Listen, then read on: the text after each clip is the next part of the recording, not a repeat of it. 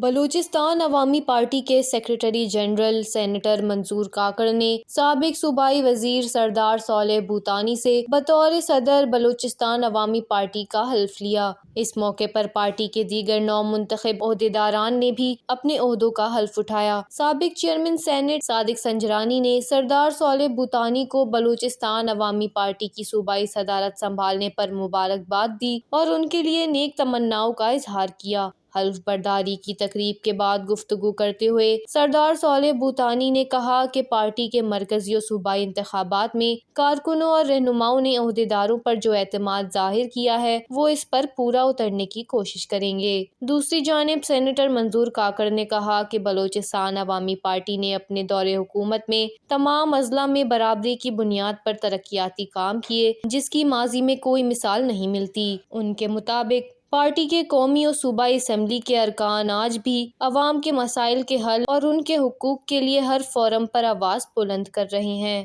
وش news, Quetta, Balochistan.